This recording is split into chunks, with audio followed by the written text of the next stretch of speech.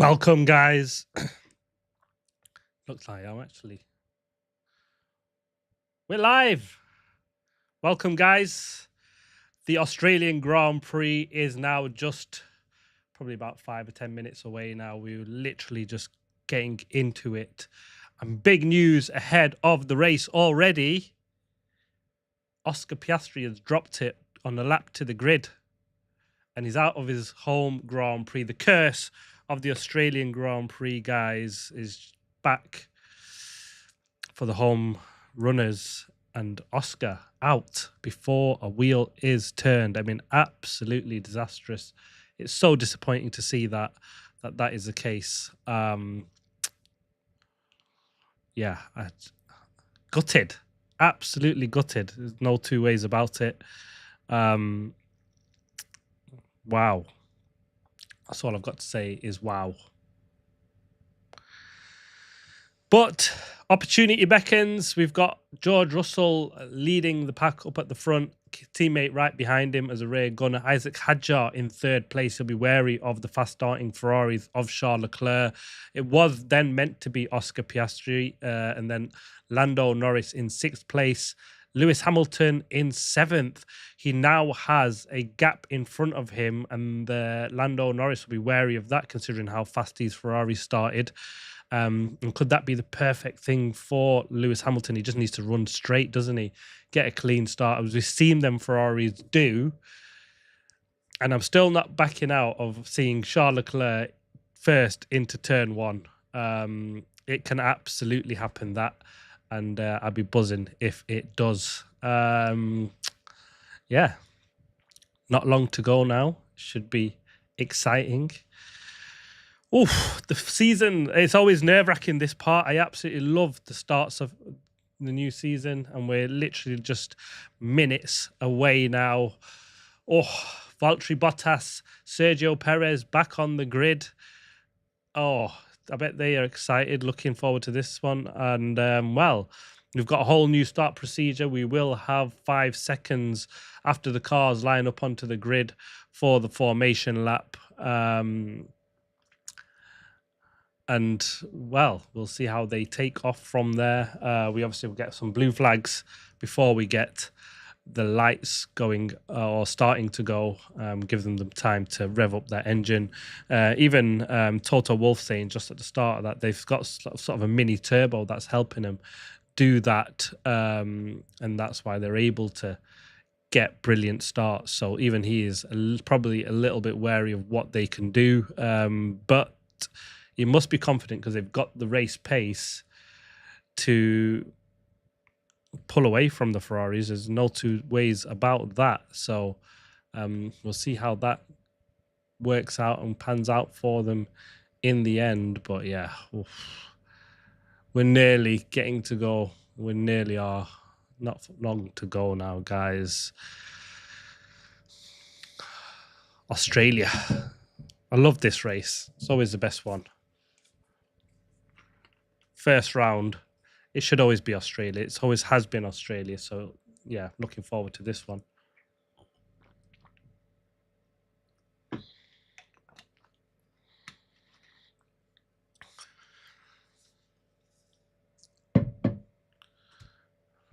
Let's get the...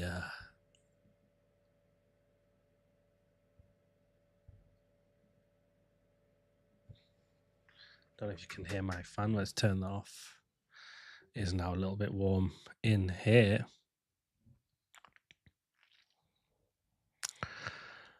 Will we see the cars work? Let's see how they go with this new active aero. We've got the boost. Yeah, the super clipping nonsense that they've got coming out, but let's see how they get on. But yeah, we're going through the grid now. Lance Stroll starting last, Carlos Sainz 21st place. So if you want to sync up on this, now going to Max Verstappen 20th place.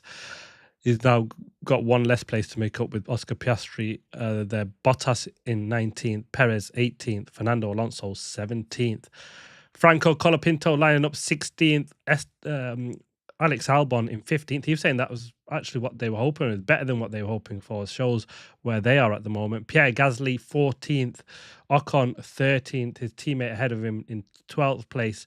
Nico Hülkenberg 11th, Bortolesso 10th. But his car is in the garage, apparently. Yeah, he's in the pit lane, so I'm not sure there's an issue with Nico Hülkenberg. That is super disappointing. I've missed that one. That is really disappointing if that is the case. His teammate lines up in 10th place, Arvid Lindblad in 9th, Liam Lawson 8th, Lewis Hamilton in 7th place, then Lando Norris. Should have been Oscar Piastri in 5th. Obviously, he crashed on the way to the grid, so he won't be there. Charles Leclerc in 4th, Isaac Hadjar 3rd, Antonelli in 2nd, and George Russell in 1st place. Isaac Hadjar was actually saying he's pretty confident to finish 3rd place. They've got the car underneath them to absolutely do that. So we'll see how that one plays out for him. But, well, let's see how this goes. I'm excited. I am excited. And the reason I'm excited is because this fast-fighting Ferrari is a big deal. And it's meant to be really, really quick. Yeah. Should be good. Excited. Who have you got? Who are you hoping for the win? Let me know your thoughts in comments. Should be absolutely brilliant. This can't wait for this to get going. It's always the best part when you get to a new season. The start is always exciting. It's the first race of the season. Let's see how things pan out. And yeah, not long to go. I've got some food with me actually because I am fasting. So I've got a little bit of time to eat it. So I do apologize if you hear me munching away while this goes on. But majority starting on the mediums. All of the top 10 are on the mediums. Nico Hülkenberg apparently one on the hard. Well, all the way up to P15, Alex Albon is on the mediums as well. Then we first have the different tyre choices. We've got Franco Colapinto on the hard. Fernando Alonso makes sense on the soft because I don't know how many laps going to do. So and then we've got Bottas and Verstappen going hard. They clearly want to go along them two. Carlos Sainz on the softs as well. And then Lance Stroll on the medium. So, and they're pulling away off the grid for the formation lap. It looks like they're all managing that pretty well so far. So, formation lap starting. Oh, we've got a bit of a slow one. Who's that? Ferrari taking his time getting away. And then we've obviously got the two racing bulls. They've moved pretty well. So,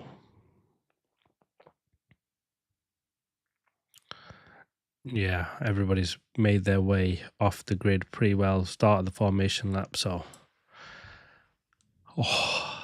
nerves are kicking in. Nerves are kicking in. Who's going to be into first place into turn one?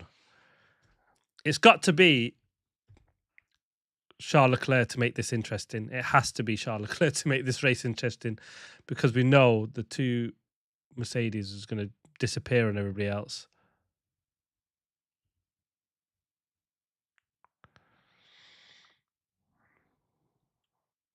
So Nico Hülkenberg will try and start from the pits. They've had an issue with their car, well, communicating with their car. So they can't talk to the car. They're trying to sort out an electrical issue. So that'd be so disappointing for Nico Hülkenberg. A 10 and 11 from Audi would have been a great start. And to miss out on the start, he'll obviously be last now and see what he can do from there, but not what he wanted on his start of the season. These cars look really tricky today at the drive. This seems so inconsistent in terms of their power, especially with the way that they release power as soon as they push forward. But let's see how they get on. I'm actually looking forward to this start procedure, especially with them sitting there on the grid and just revving the engines up. The whole sound of that. Imagine being there live and that's the way it goes. That'll be phenomenal. I'm really looking forward to that. The cars coming round.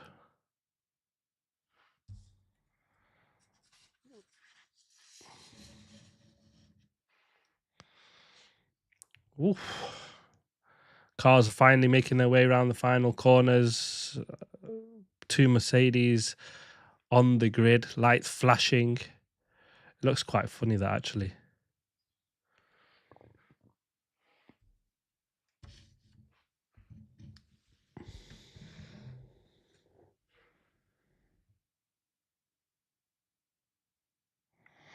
Oh, this is going to get interesting. We're looking.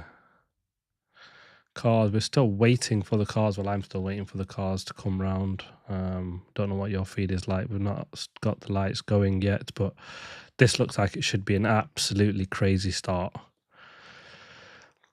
Last of the cars slowly making their way onto the pack. Oh, have we got the last car started? We now have green flag for the start procedure. We've got this pre-start procedure with the blue flags. The noise is credible. 1 light, 2 light, 3 lights, 4, 5. Oh, it's quickly off. That didn't hang about long at all. Oh, a poor start from Mercedes.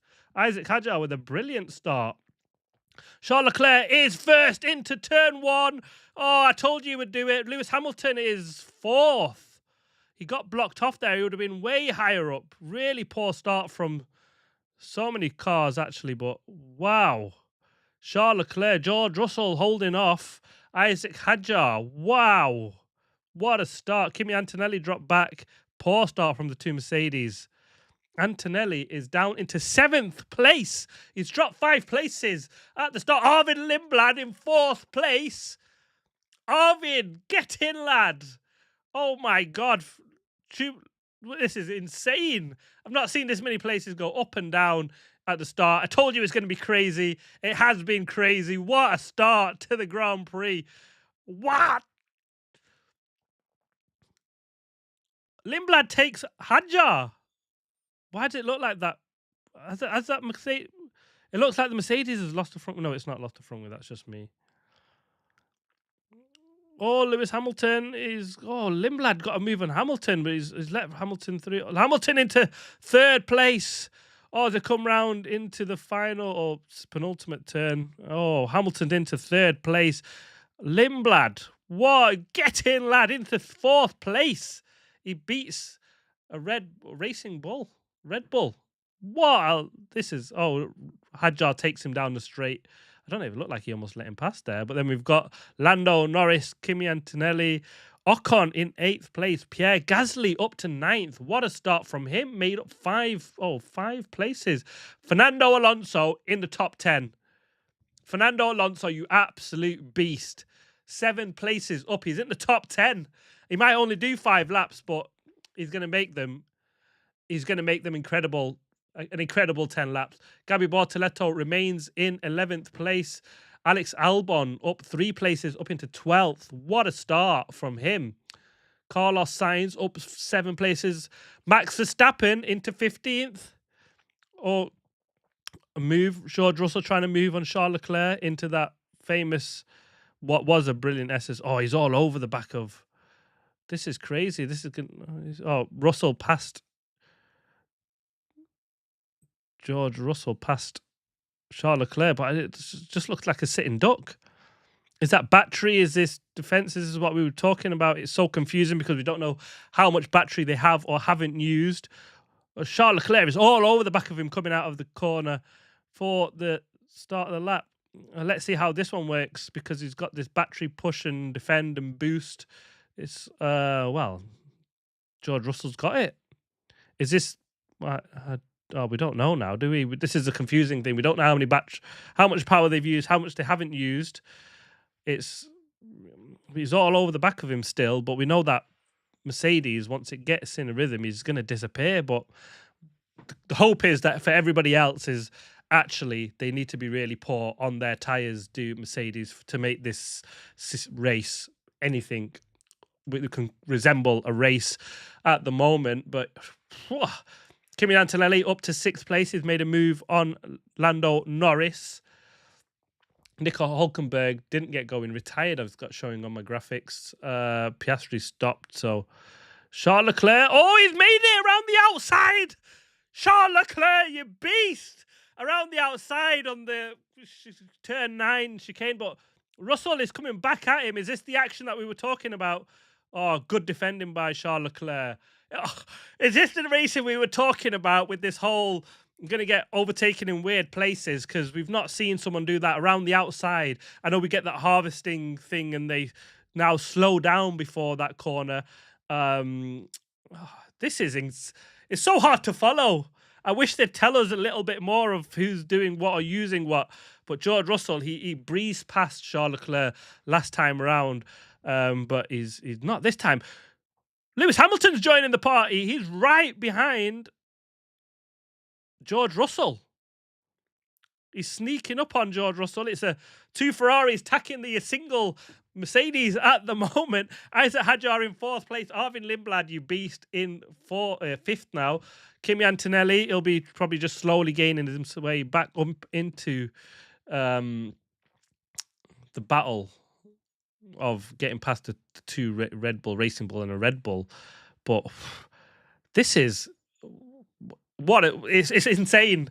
This is what it is. It's absolutely insane. I hope you're enjoying this, guys, because this is what a race so far. We've had 4 laps. We've had the lead change twice, probably 3 times already.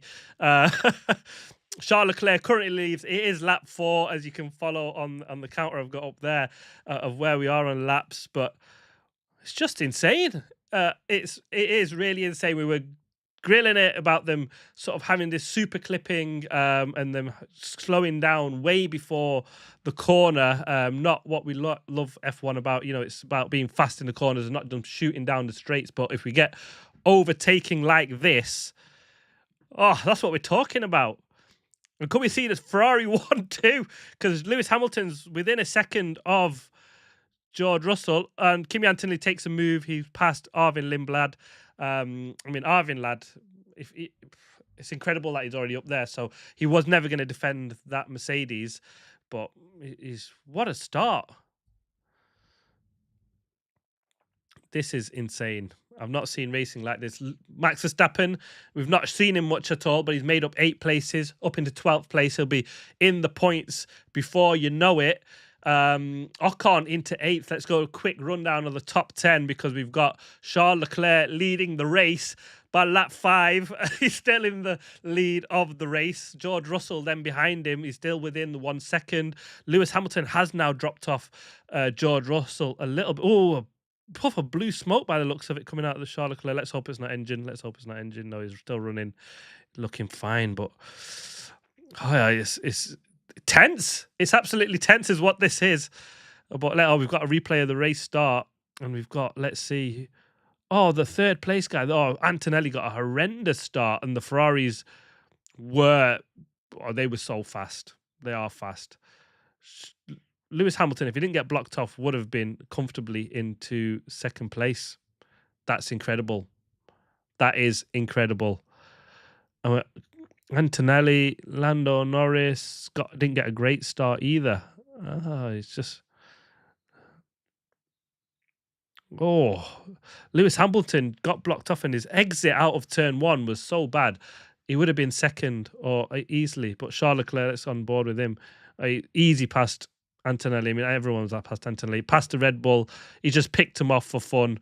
Oh, just absolutely predicted. This is what's going to make this season exciting, is that fast starting Ferrari. Arvin Lindblad, lad, he had a pretty solid start as well. He was right up there past the Mercedes. Nicely round the outside. Oh, absolutely incredible. George Russell now closing up on the lead, lap 6. He's in the DRS slip zone and he's trying to go. He's got the inside. Can he defend it? No, he's defended it. Russell trying to go around the outside. Oh, he was on the inside, but Charles Leclerc defended that move around the outside on lap 6. Leclerc needs Lewis Hamilton to be right on the back of George Russell to give him something to think about. Lewis Hamilton, get a move on, lad. You need to be there and help your teammate win this race and, start taking points off this Mercedes so they don't run away with this championship, as we all feared, the way they hammered the field yesterday. The Mercedes is obviously top dog.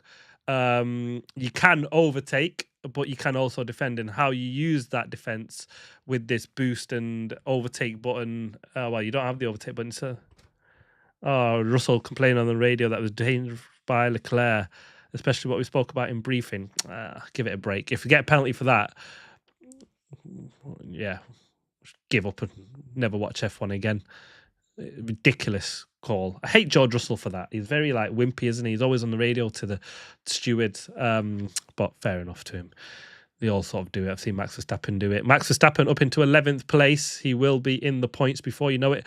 Lando Norris is not really making any moves, is he? He's right behind Arvin Lindblad now, so he should be getting up into 6th place any minute now. Yeah, but George Russell just can't seem to get close to him. And the Ferrari seem to have this battery pack thing sorted pretty well, especially with their boost and defending. They are no slouches on that side of things, which is absolutely what we need to see. Let's hope they can keep their tyres alive more than the Mercedes can. This is insane. I'm absolutely loving this. The racing is good. I got to give it. The racing is actually good. It was disappointing qualifying. We're talking about this clipping down the straight and I'm having to lift off like 300 meters before the corner and not being able to take the forward. Oh, it was that's like a boost that from George Russell, and George Russell has made the move on 8th. He's seems like he just caught him off guard. He just seemed to take a boost button and just sort of shocked Charles Leclerc. But is that him using the battery? Like we're saying that we're using it in different places, but Charles Leclerc isn't letting him go. He's right up in the, I mean, we'd call it the DRSs, but the active aero straight line mode. Does that mean he's going to be low? He's harvesting. You can see him, the red lights flashing. He's going to be a sitting duck. Charles Leclerc is going around the outside. Turn 9. Oh, what a move. Charles Leclerc's back in the lead. Oh, what a move. Charles Leclerc around the outside of that famous chicane where they were slowing down for the clipping. George Russell thought he'd pulled the fast one with the boost. And this is what we were talking about, where you will get overtakes in unusual places. George Russell did that earlier in the lap. And then we got the famous chicane where it was Lewis Hamilton now back within touching distance of George Russell. He needs to get to that 1 second gap to get that boost button, doesn't he? He is now 7/10 behind George Russell. Oh, he's got some sort of issue. Big lockup, I think. Oh, he's dropped it. Charles Leclerc around the outside. Oh, that was scary. George Russell down into turn 1, lap 1. Oh, Lewis Hamilton's right there now. Oh, he's all over the back of it. It's a 3-horse race for the lead. George Russell now under pressure from Lewis Hamilton. You could take probably the pair of the... Charles Leclerc keeps the lead, guys. Charles Leclerc has kept the lead. George Russell is second, but he might have a horrible flat spot. He got horrible lockup. And Lewis Hamilton, it's scary, actually, the closing speeds. And we might see some huge crashes with these lot because, well, the way they're... this is insane. The closing speeds are crazy when you see them use the boost button in odd places. They catch the other guy out and they seem to just, it's like supersonic turbo mode, and they catch up on him and you can see them. Colapinto with a top goal penalty, start procedure infringement. Franco Colapinto, stop goal. That's a harsh one. Didn't see what that was. Has he done a mad severe swerve or something on that one? You can comment on that one if you're watching, guys. I've got 5 views. Thank you, guys, for sticking with me. I've not really mentioned any of you guys watching it, but that's brilliant. 5 views as 1 concurrent view. I don't know what that means, to be honest, but thank you for sticking and enjoying it. If you give it a thumbs up, a like, it means absolutely everything when you're starting off on this adventure of doing live streams of races. But yeah, thank you for the guys tuning in and watching. It's absolutely insane. I can't believe it. Turn 11 incident involving car 16 noted. Oh, I've not seen anything that should be noted by the stewards as things stand in terms of the racing. Genuinely, it's not been dangerous. Max Verstappen up into the top 10. Get in, lad. It's not taking him very long to get into the top 10, has it? 11 laps. that car is good. Isaac Hadjar in 5th. Kimi Antonelli's made him sway back up into 4th place. He's now a second behind Lewis Hamilton. He's joining the race for the lead. It shows how good this Mercedes is actually, isn't it? When it gets in clear air. Look how quickly Kimi Antonelli was 7th. He's now a second behind Lewis Hamilton. And they're all, because Charles Leclerc has got a brilliant lead and is defending so well from George Russell, it's what a job Charles Leclerc is doing.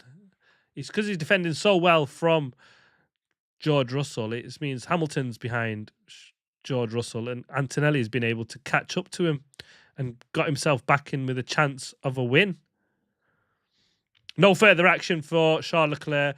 Thank God for that. That makes absolutely the most sense in the world. You can't be, none of that nonsense. Max Verstappen up into 7th place, and we've not seen him shown once. No overtakes shown. It looked like he took 2 places. VSC, I've not seen what's happened. I've not shown it yet. I've just got it up on the VSC. Lap 11, VSC. Double yellow. Who's done what? I can't see anyone. Norris has gone in the pits. Who's done what? Lindblad, Max Verstappen, Norris, Ocon, Gasly, pit. Understandable. 3 guys pit under the VSC. Oh, there's an Isaac Hadjar. Oh, his car is giving up smoke. Oh, gutted. He's right. He's pulled right alongside where there's an exit. Oh, he's done a very good job of keeping that car out of the way. It shouldn't be a full safety car, this. Oh, he's lost the engine. Oh, Isaac, lads. It looked like he'd been having a brilliant race so far. Virtual safety car, lap 12. And we've seen Norris, Ocon, Gasly, Sainz, pit, Lawson, Stroll, Alonso have all pitted as well. The fact that it's been 12 laps and the Aston Martin are still running, hats off to them. But they will be stopping, and I don't expect them to complete the race because, as I said, the first sign of there's any issues with that car, they will be stopping, and because they need to get it to China. So, I mean, the way they was talking about it, it's permanent nerve damage if they do more than 15 laps for Stroll and 20 laps for Fernando Alonso. They're on lap 12, so I mean, I don't want them to risk the health for this, and they are crazy, these F1 drivers, and they will just keep going, won't they? But it's not what you want them to do. BSC. Let's see how this will work out. Russell has pit. Antonelli has pit as well. The 2 Ferraris are carrying on. I don't know if they're expecting this VSC. I mean, the car is literally in the perfect place for it just to be pushed back in. The car's in the perfect place to be just pushed behind the boss. He's parked in the perfect slot, a gap in the barriers, and he should just be able to just push back in. It shouldn't take this long at all, to be honest with you. But we've got the 2 Mercedes of pit. It's all still sat there. What are they waiting for? Is they waiting for something to come round? Is there no crane there? Alex Albon pits as well. Isaac Hadjar, they're showing an onboard now of the car. Oh, it just give up. Oh, he looks like he's just got a box of neutrals. Yeah, that's an engine. An engine already. Race. I mean, we'll definitely be seeing people getting engine penalties this season. There's no 2 ways about that. It's just going to be when they can take it. The last thing they want to do is be at Monaco and taking engine penalties, but the reliability issues are going to be huge, and I think they're going to expect it with everybody else. But yeah, the 2 Ferraris have stayed out. George Russell pit, and he's come out right behind Lewis Hamilton. He's ahead of Lindblad still. He's on fresh, hard tyres. 12 seconds behind Hamilton. Hamilton questioning Ferrari's decision not to pit. Who hasn't pit? So we've got the 2 Ferraris, Charles Leclerc, Lewis Hamilton hasn't pit under VSC. We're still under VSC. Lindblad hasn't pit. Verstappen hasn't. Behrman hasn't. Bortoleto hasn't. And then everybody else has. Sergio Perez hasn't. Stroll and Hazard. It looks like they're starting to roll that car out of the way now. So the VSC could end. Have Ferrari left this too late? Should they have split the cars? Or are they just thinking, let's just stick with strategy? But it's a cheap pit stop. And the way that the Mercedes was running, they'll pass them. There's no two ways about that. They will pass them. Interesting is what it is. Absolutely interesting. No, don't pit. No.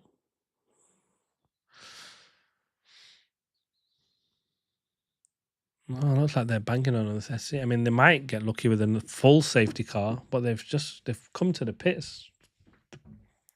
The pit crew is in the pits for our Ferrari, and both have just carried on. I mean, at the moment, the way that how quick that car is, the Mercedes, they'll be right up to the back of him, and with fresher tires, I don't think they'll be able to keep that Mercedes back of George Russell. But I think that was track's clear, lap 14. We're back on the racing. It took 2 laps to clear that racing bull that was parked in a gap. I don't understand why that's taken so long. It should never have taken that long.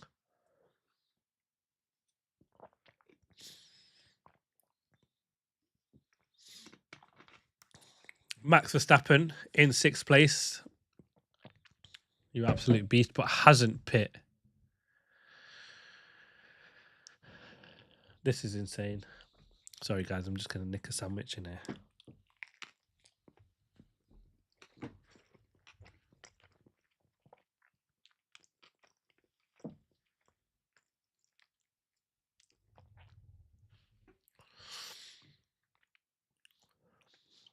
This is insane. Oh, Fernando Alonso, stop the car. We have an issue. Lap 14. Save your fingers, Fernando. You've just been an absolute beast anyway to just do what you've done. I absolutely love Fernando Alonso. Give me a like or a comment if you love Fernando Alonso, whoever's watching. He's an absolute beast, isn't he? Just keeps going. Oh, such a shame that the Honda engine has been so bad in that car.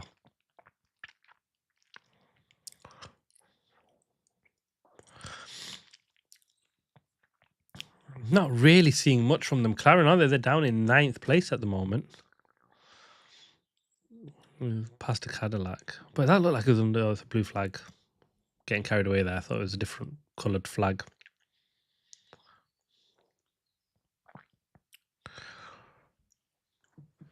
Max hasn't pit.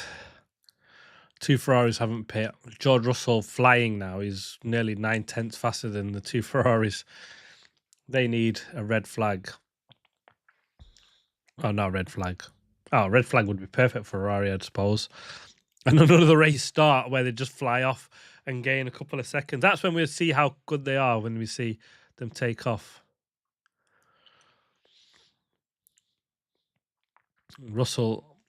Lewis Hamilton told George Russell is only 10 seconds behind. He said, how are they only 10 seconds behind? Well, because they got a quick, cheap pit stop, and that car is an absolute beast in clear air. Well, Antonelli is all over the back of Arvin Lindblad. He's done this before, and I think it's not going to be too hard for him here, to be honest with you. Yeah, down into turn 1, easy down into turn 1. He's back up to 4th place. Antonelli now, Russell, Mercedes 3rd and 4th. I mean, considering how good their car is, and if Ferrari haven't shot themselves in the foot, it looked like Ferraris could have beat one of the 2 Mercedes, but Ferrari seem confident in what they're doing. I think they're looking at a SC, and it's going to happen. And they're going for plan A. Plan A for Ferrari. They have a plan. L plan. Oh, let's go through the way the order is at the moment. Charles Leclerc leads. Lewis Hamilton behind, 1.7 seconds behind Charles Leclerc in 2nd place. George Russell now 9.7 seconds behind Lewis Hamilton in 3rd. Kimi Antonelli is 6.7 seconds behind George Russell. Arvin Lindblad in 5th place, 2.6 seconds behind Kimi Antonelli. Max Verstappen is now a second behind Arvin Lindblad, who's in 5th place. Ollie Berman, getting your beast in the Haas. 7th, he didn't pit, obviously, and that's why he's so far up. He might be a sitting duck. We might not be there for too long. 1.7 behind Max Verstappen. Gabby Bortoleto, who also didn't pit, up into 8th place. 2.5 seconds behind Ollie Berman, about a second of a lap slower than Lando Norris, who's in 9th place, and catching, who is 2 seconds behind Gabby Bortoleto in 9th place. And they're going to drop that position to Lando Norris, but that's not who they're racing, are they? Both Gabby Bortoleto and Ollie Berman. It's Ocon who did pit. Actually, Berman, Ocon did pit. Berman didn't pit, so split strategy from the Haas guys, and Ocon in 10th. So really, Berman and Ocon will be a prime example of, did this work between two mates in the same cars, and we'll see who heads ahead of each other in terms of strategy when we go out. I'll see that pan out soon enough. Gasly in 11th, 0.3 behind Ocon. Oh, right in the DRS, whatever we want to call it, active aero overtake button zone, and we don't really get much on the TV at all of what they're doing, don't we? Oh, we've got some overtake and boost now between Lindblad and Max Verstappen. We've got percentage. We've got more battery power for Max Verstappen than Lindblad. They did say they weren't going to show. This is the first time we've seen graphics like this, and it's between the two Red Bulls. And Max Verstappen has used some of the boost. He's still got a little bit more battery. Arvin Lindblad and Lindblad, he's not passed him yet down into turn 4.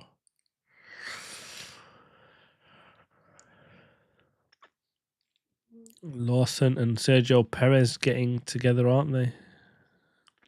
Lawson wasn't exactly alongside him, was he? When you try to move around the outside, he's always going to get yarded outside there. He did. Yeah, fair enough. From Sergio Perez, defended hard, shoved him off. Let's see what happens going forward on this one. Bottas stopped VSC lap 18. Valtteri Bottas, and he stopped right on the entrance to the pit lane. This could be safety car mode. Do Ferrari now pit straight away, or do they wait? VSC now lap 18, second virtual safety car for a car stopping out on track. So this one, though, could be a full safety car because of the position that Valtteri Bottas is stopped. He's on the wrong side of the grid. He's on the entrance into the pit lane. We've seen a few cars dive into the pits. Max Verstappen told to box. We've seen Lindblad, Verstappen both pitting. It's a race between the two Red Bull guys. The Haas. Let's see, straight pit stop race between Lindblad and Max Verstappen. Oh, he's slow stop from Max, or did he hold him back? Well, Lindblad keeps the position on Max Verstappen. And they're out. Oh, yeah, so that Verstappen. So it's still Lindblad's 6th, Verstappen 7th, Berman 8th. He is out ahead of Ocon, is Ollie Berman, by a decent chunk as well. I'm not sure what the gap was before. We've seen the first set of the virtual safety cars. It wasn't been much, so it's worked out for Ollie Berman staying out. Will it work out for Ferraris? Ferrari look like they're hoping this turns into a full safety car. There is chance this turns into a full safety car. It absolutely could be. But do we see split strategy from the Ferraris? If they do split now, though, they're looking to lose track position to at least George Russell. And if they lose position to George Russell, they've lost it, haven't they? Oh, pit entry is closed. Pit entry is closed. Ferrari cannot pit. They've got marshals on track under VSC. I thought the rule was they were going to call safety cars when you get marshal out on track because it is dangerous. I mean, maybe because it's just at the end of the pit lane.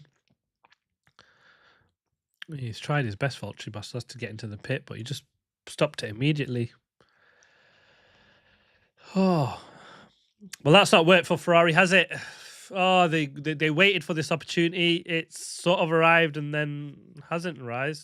That's not exactly what they didn't want. VSC is ending. They've got that car down into the pit lane. It's going to end any second. Oh, Max Verstappen's. Oh, he's right on the tail of Limblad. Limblad defending well. What? He's slammed the door on Max Verstappen. Oh, he's not showing any respect to Max here, is he, our young Arvin? He's here to race. And he's racing hard. I'm surprised at this one. We've normally seen the second Red Bull car just move over for Sir Max Verstappen. It's not happened yet. Arvin Lindblad fighting hard with Max. I'm kind of liking it. I'm glad they're just letting them race. First race of the season. Just gloves off, guys. Just do it on track if you've got it. Max Verstappen now going into the famous turn 9 chicane. We see some clipping, super clipping at the end of this straight. Max Verstappen, he's well in the suitcase. He's got the move done. Got the move done. Max Verstappen into turn 9, the famous chicane, and off he disappears. He's down into 6th place with fresh tyres. He's now about 4 seconds behind Lando Norris. Max Verstappen is absolutely flying. This McLaren has no pace, do they? They're not fast enough to catch the Ferraris or the Mercedes. Lewis Hamilton saying my tyres are still okay. Don't box me the same time as Charles Leclerc. Well, mate, they just need to keep running. Ferrari just need to keep running.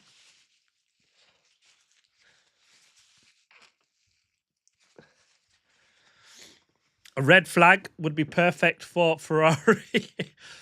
And definitely full safety. I mean, even full safety car. George Russell is now 5 seconds behind. He's made up that whole pit stop on them. Gasly passes Ocon. We see that in the small clip. We're not watching much of the overtakes going on at the back of the grid because it's absolutely insane. Liam Lawson's down 6 places from where he started. We've had quite a few retirements, isn't we? Already. We've only got 17 runners. It's absolutely insane. Nico Hülkenberg retired. Piastri retired. Well, crashed, didn't he, Oscar Piastri? Nico Hülkenberg didn't really get going. Isaac Kadjar, engine blew up, called the first safety car. Fernando Alonso called to come in and retire. Bottas, car issues. We've got a Ferrari engine in that one at the moment.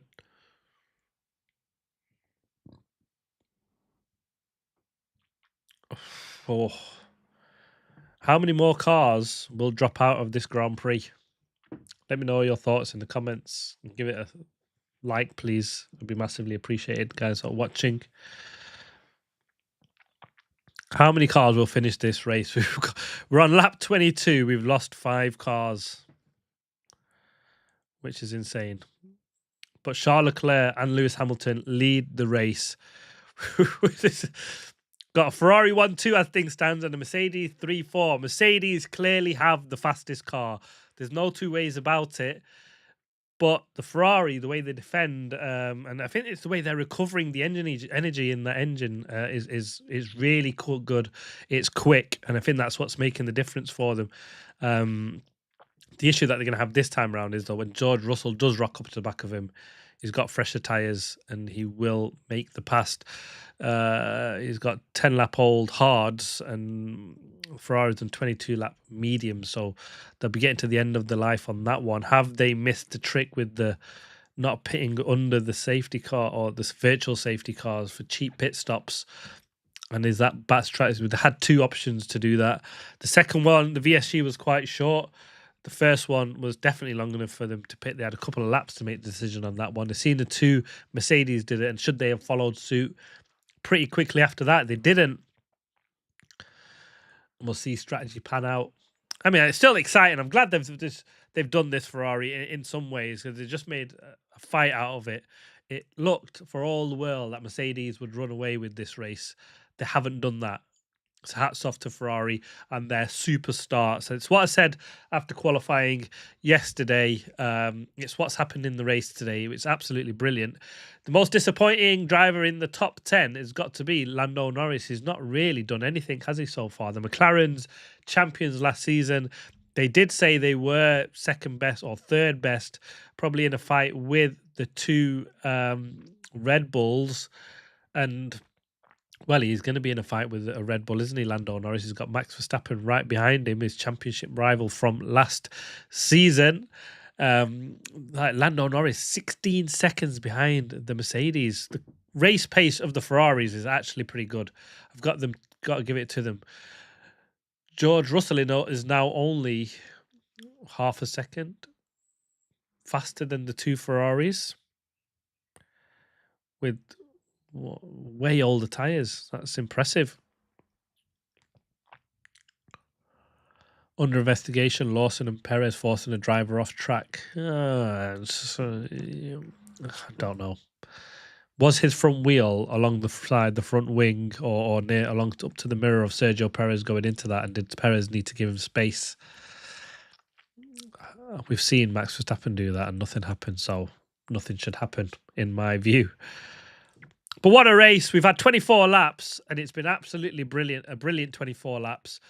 The way the deployment has worked, yes, it's not what we wanted to see really as fans.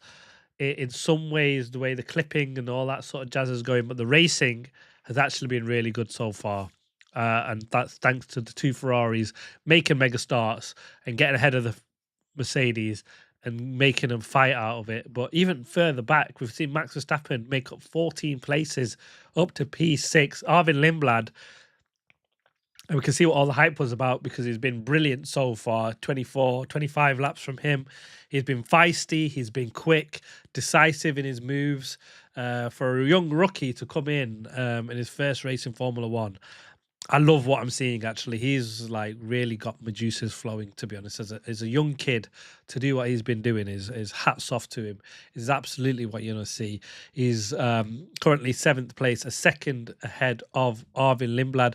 And the Ferrari pits, Charles Leclerc, lap 25, going into 26. Oh, I don't know. That's not a cheap pit stop, but is that just banking on you're not going to catch past the Mercedes even with 13 lap fresher tyres? That Mercedes is just bloody damn quick when it comes to race pace. If they've got clear air, it's hard. Quick read on this.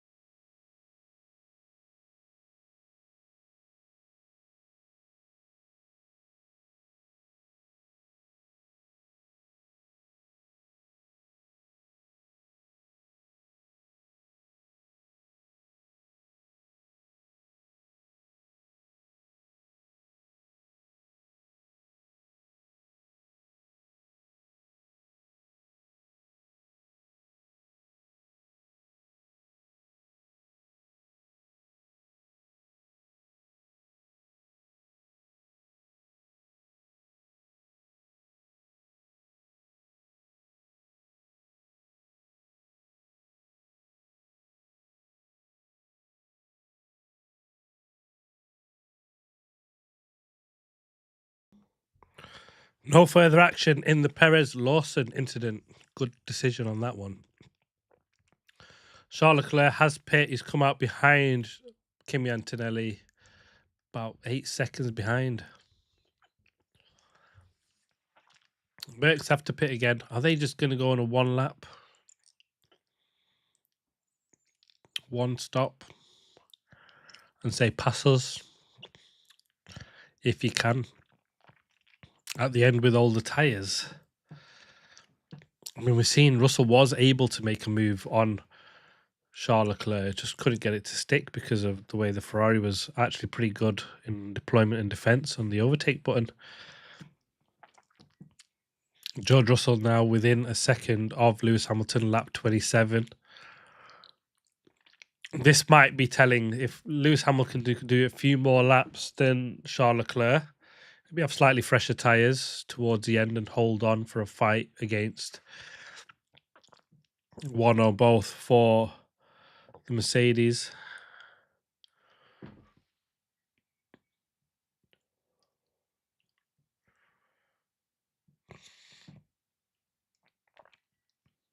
Fernando Alonso is back out on the track.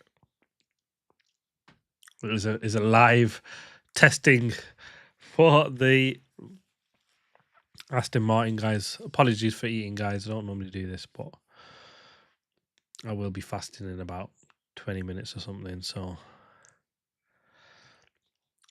apologies. I'll try to mute it so you don't hear me chomping away and drinking, gulping away, drawing feed. But wow, what a race. It has actually been a very good race. I give it to them. It's a shame the TV footage has been a little bit poor. I was going to say a bad word, but I won't. We've missed so many overtakes in the midfield and back. George Russell is, going into turn 9. Will he now make that move? He's all over the back of Lewis Hamilton. Lewis Hamilton needs to use the defend. Oh, he's defending the on the inside. George Russell makes the move on Lewis Hamilton and the inside of turn 9. Can for a bit of a no. Lewis Hamilton can't go dive down inside, and the fresh tires now might be what shows and gives him that gap. Lewis Hamilton should pit now. It's what he should absolutely do. Ferrari should pit now and get him off these tires. Yes, exactly what they've done. Don't lose too much time now, and then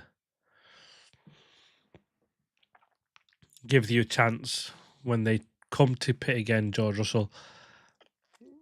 Once Lewis Hamilton comes out, he needs to just make sure that the Mercedes isn't a full pit stops ahead of him before they get their second stop. And if they just do a one stop, that's their opportunity. I guess it looks like they're doing that with both drivers.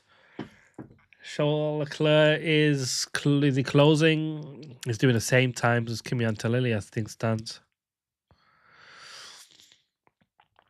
Mercedes are saying the one stop is viable. 17 lap old tyres for George Russell, 3 laps old for Charles Leclerc.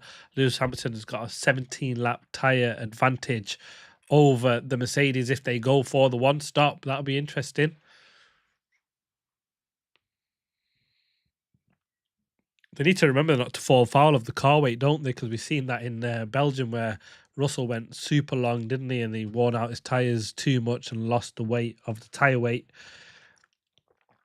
and got disqualified in Belgium, didn't we? We've seen that before, which was actually a real shame because it was a masterclass of a drive from George Russell in that race to pull that off.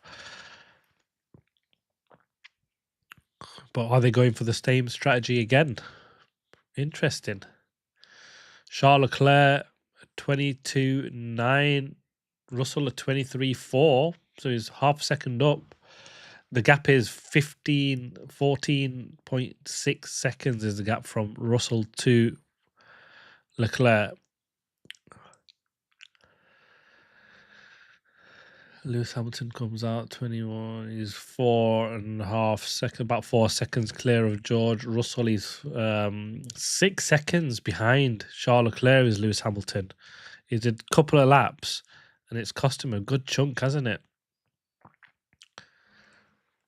The undercut seems like the strategy, doesn't it, really? Interesting race.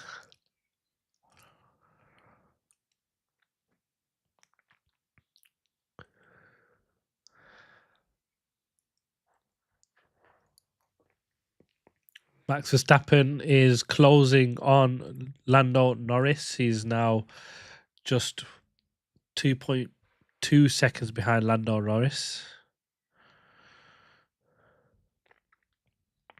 Ocon going to be investigated after the race for driving too slowly. That's not an investigation you want as a racing driver, is it? Might be going around as fast as he can, but he's not.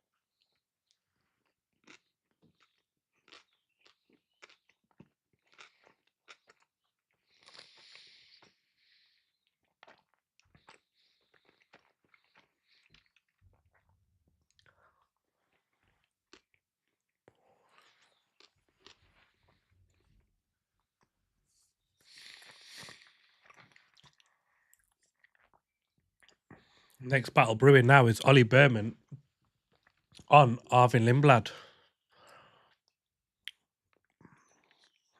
Come on, Arvin, hold on. First time we've seen anyone but the two Ferraris and the Mercedes run in this race at the moment.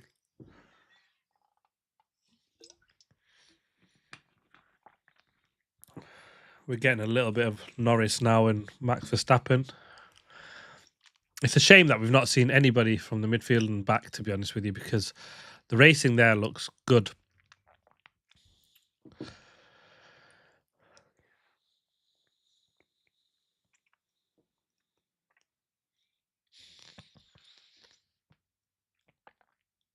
Charles Leclerc now 7.8 behind. Antonelli is down to 13 seconds, 13.8 behind George Russell, so he's made up about half a second in a lap.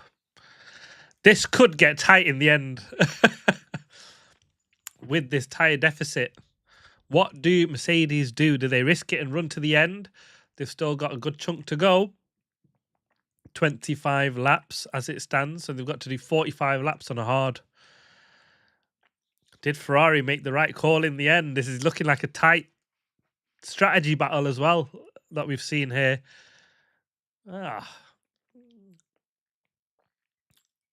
Lindblad has got out of the overtake position now. He's gapped Behrman to just over a second, 1.1 now.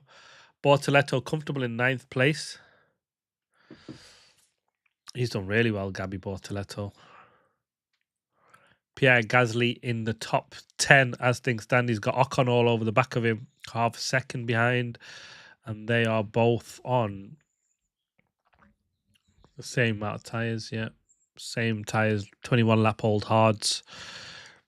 Good pace from the Haas in the race. Didn't qualify too well, did they? But they've looked like they'll be picking it up. Oh, they're saying it's brave. Looks like they're calling a one-stop. Antonelli said it's brave to do a one-stop. This is going to be tense, this and tight at the end.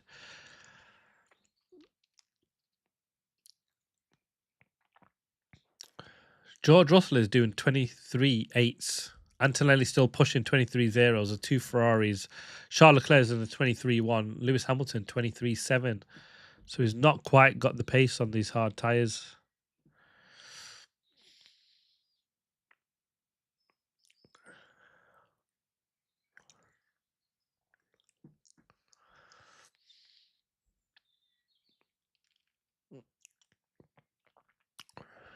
Lap 34, we've got a VSC.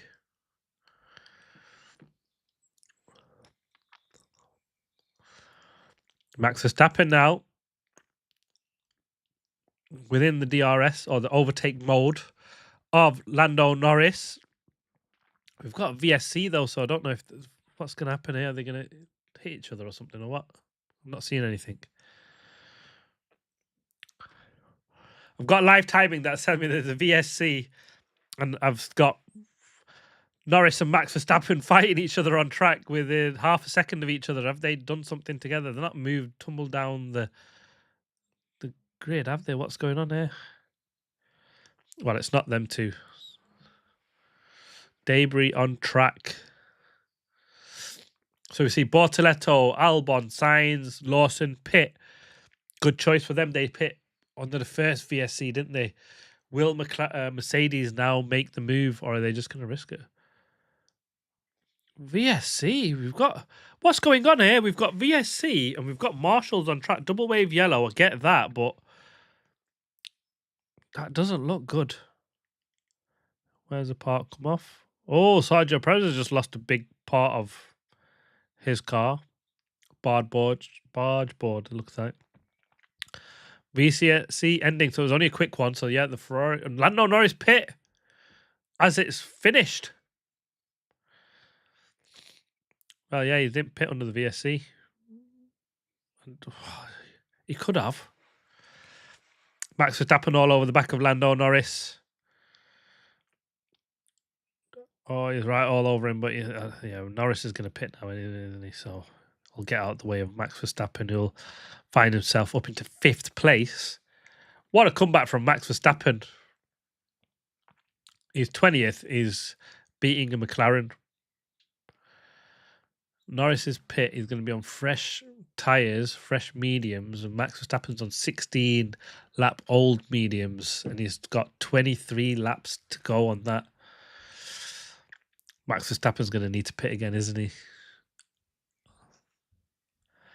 Does he pit? Oh, he can't pit straight away. Then it's just a straight battle between him and Norris. And maybe run a couple more laps and then attack Norris with fresher tyres. Tough one. Tough choice that for Max Verstappen. Or they just think they've got inherently good pace anyway and will be able to just gap him now without messing about. Let's see the lap times now. This is going to be the crucial few laps to decide, I think. If Max Verstappen, Norris is a good chunk faster than Max Verstappen, as you'd expect him to be on fresh mediums compared to 17 lap old mediums from Max Verstappen. We did see the Ferraris go long on the mediums, 20 odd laps, but then decided to call it in. We now are seeing the two Ferraris do slower lap times than the two Mercedes, which is not what we wanted to see. And they're on 13 laps, fresher tyres, is Charles Leclerc to George Russell and Kimi Antonelli. Lewis Hamilton's lap time should be better. I mean, he's 2 tenths faster than Charles Leclerc. He's got 3 laps fresher, hard tyres than his teammate Charles Leclerc, but he's got 6 seconds to make up on Leclerc. 9 seconds now. Charles Leclerc to Kimi Antonelli. 16 seconds to George Russell. This looks like the Mercedes have got enough in that car, haven't they? Even with old tyres. Just so much pace in it once it's in clear air. The difference we're going to see is when this car gets stuck and they don't have sort of VSCs where they can get cheap pit stop and strategy calls, and it's a straight fight. That's going to be the difficult one.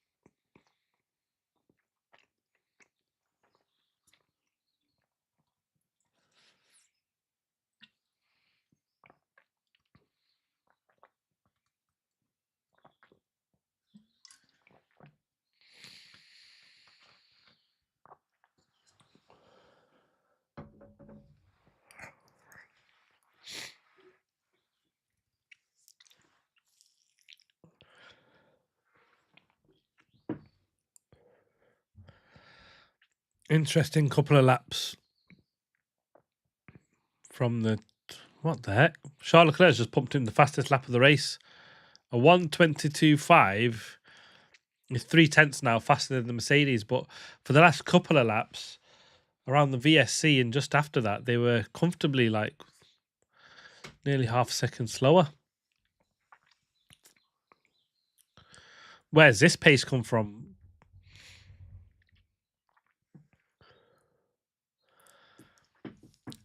Russell now in that danger zone. So if he pits, he comes out behind Lewis Hamilton. So I think they're just going to stick with this one-stop strategy, aren't they?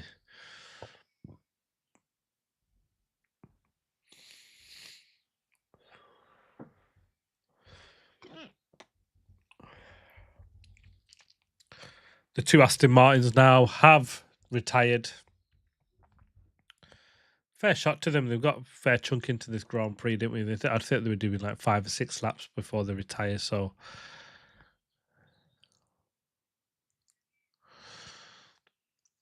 Lando Norris making a move on Arvin Lindblad. Should be easy with fresher tyres. Lindblad just needs to not waste too much time behind or fighting Norris. It's his battle is with Ollie Behrman, who's now less than half a second behind him.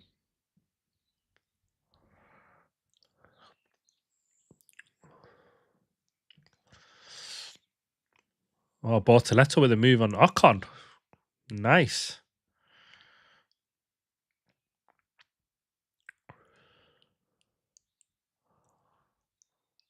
Gasly as well, right ahead of him. So we've got a train of Gasly, Bortoleto, Ocon, 9, 10, and 11th. Ocon with the oldest tyres there. Bortoleto on fresh tyres. So Bortoleto looks like the man on a charge. He should pass Pierre Gasly with fresh tyres like that. That's a good choice from Bortoleto. Should get himself back up into 9th place. That's a good call from the Audi. They're comfortable now in 9th place. Provided they can make it to the end. He's got 15 seconds to make up on, or 14 seconds to make up on Arvin Lindblad. He is about a second a lap faster than with him at the moment, and there is 17 laps to go.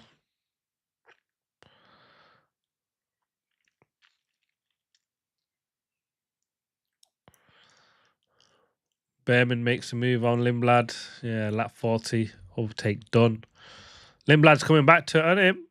Oh, nice. Did he use too much battery? Oh, he's gone for a dive. Behrman. Oh, he's defended well for Behrman. Defended really well, did Ollie Behrman. Breaks so late. It took Lindblad by surprise.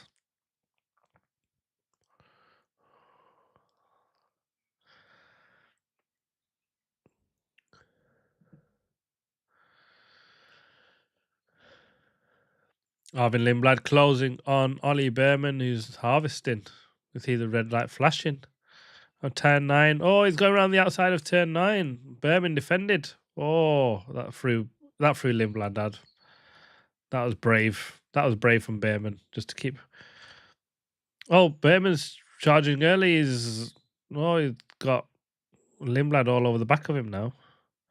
It's crazy this because they're harvesting and then they're not, and then we don't know what they're doing because suddenly he's all over the back of him, and then 1 minute he just shoots off and disappears. So it's we sometimes get battery graphics, sometimes you're not getting battery graphics, overtake graphics, should I say. It's not really helpful at all, really. Pierre Gasly passed Ocon back into 10th place.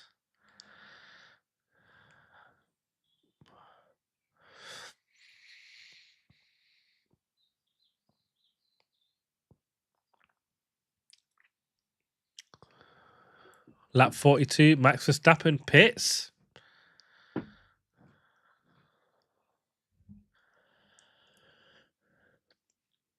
Made sense. He's got fresher tyres now and he's going to come back and attack. So let's go for fresh hards. That's a strange call. I thought he'd go for...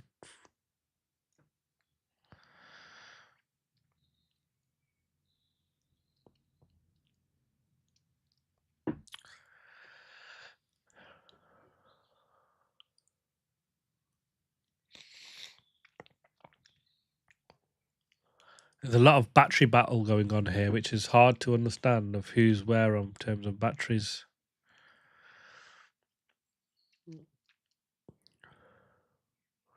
So max on hards for the final 15 laps.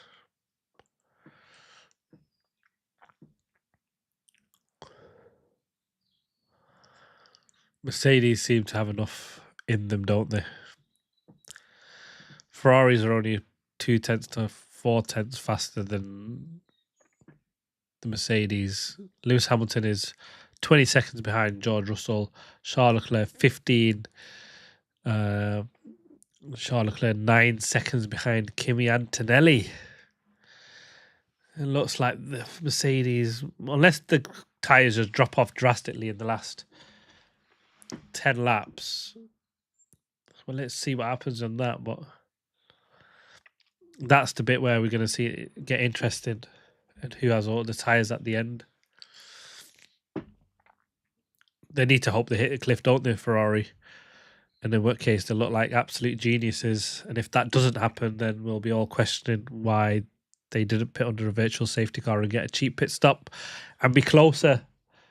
If they weren't going to be ahead of him, but at least be closer to the Mercedes and just see what they can do with the way that they attack and defend with the overtake buttons. But that didn't really quite happen, has it? Well, we'll find out. Time will be the one that tells the difference there. Max Verstappen out. He's 2.5 seconds behind Lando Norris.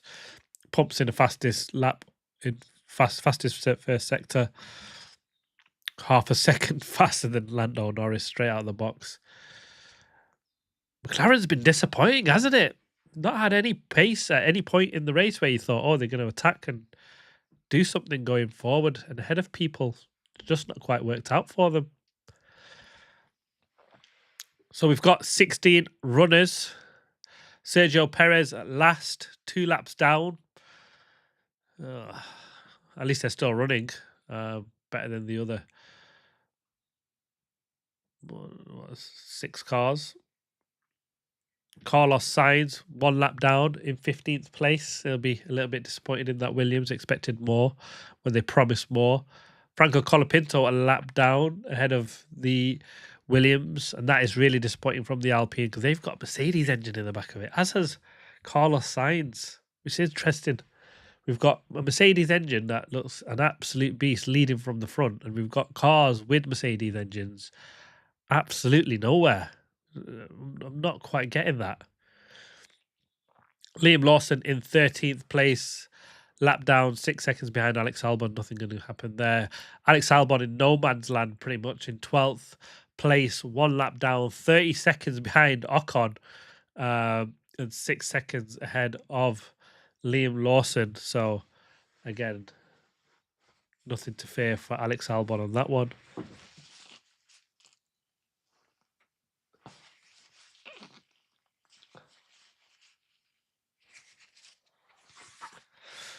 Apologies about that one. And then we've got Ocon,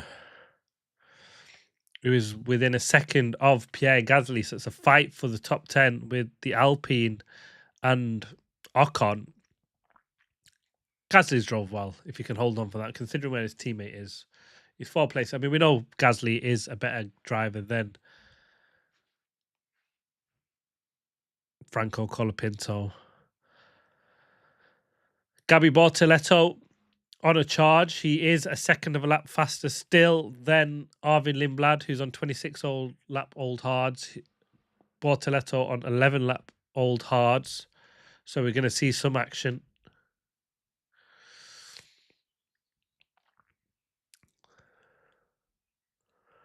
So it'll be interesting to see what Bortoleto should pass Arvin Lindblad. And that should get him up into 8th place, which I think is pretty solid. Arvin Lindblad, he can be very happy, even if he finishes 9th. I think it's been a brilliant race from him. Super impressed. Ollie Behrman, what a guy. He might be threatening. If Bortoleto keeps up this pace, we might even see, and if Bortoleto gets past Lindblad quickly, we might see Bortoleto fighting Behrman.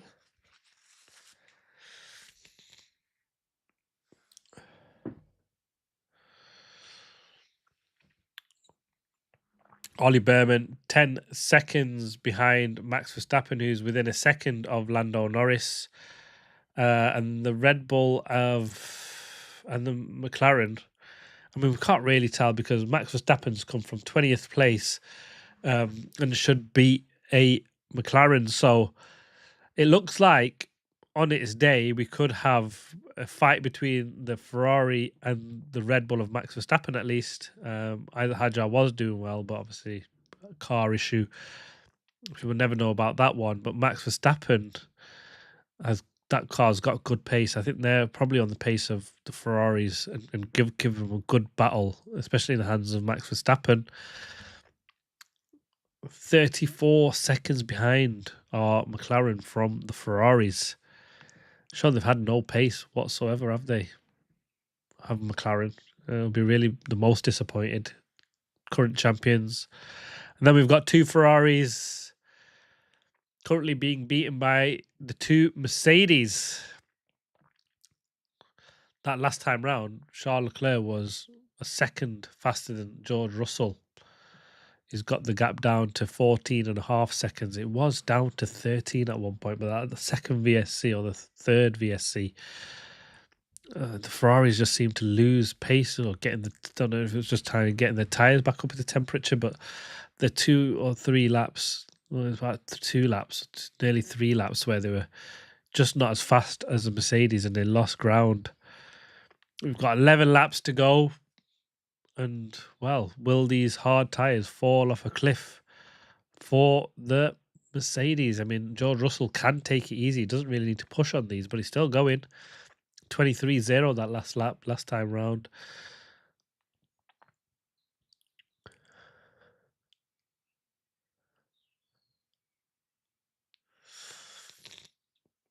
Yeah, the Ferrari did a 22.9.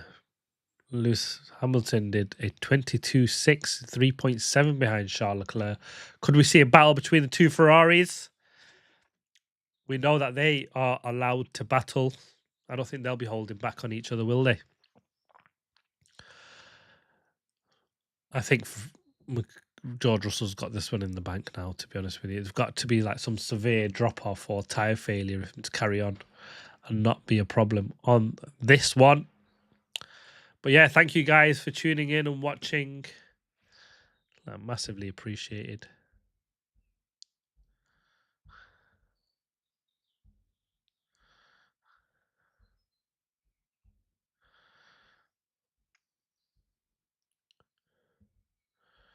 Thank you guys for sticking with me and watching along. It's massively appreciated.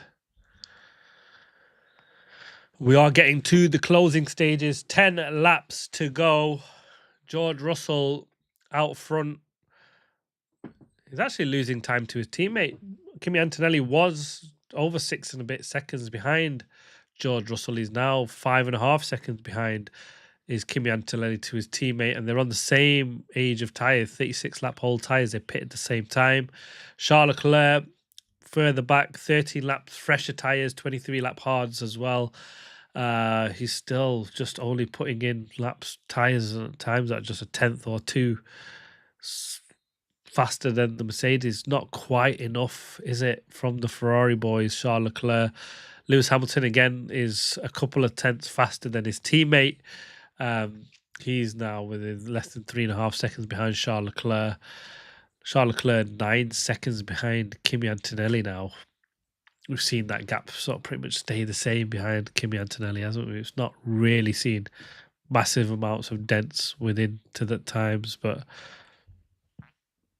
if there was real fear of the tyres dropping off on the Mercedes, I don't think George Russell will be hammering it around within a tenth or two of the time of the Ferraris. He's dropped off, and he can afford to drop off 2 or 3 tenths comfortably.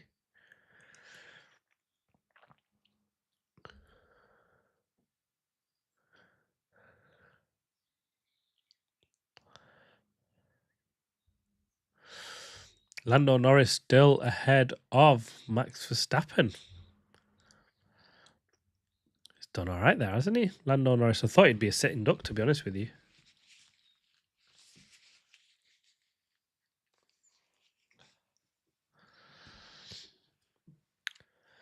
9 laps to go. Mercedes 1, 2, a Ferrari 3, 4. As things stand, Lando Norris, the sole McLaren. Oscar Piastri dropped it on the way to the grid before the formation lap.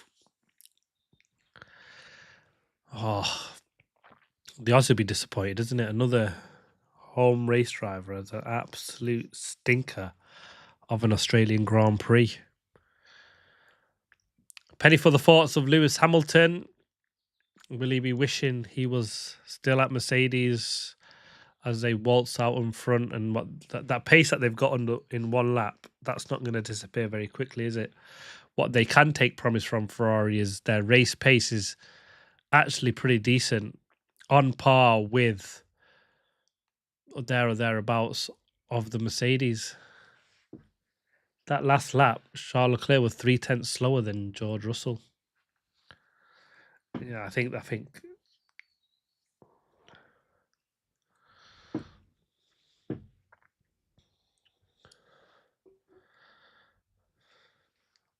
Ferraris, will they be disappointed?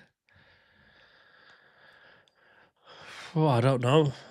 They've shown that they've got good race pace, haven't they? That is promising from the two Ferraris. I mean, if you look at it, if would the 9 seconds or so that they're behind is both what they lost in the cheap pit stops, isn't it? A bit right in it.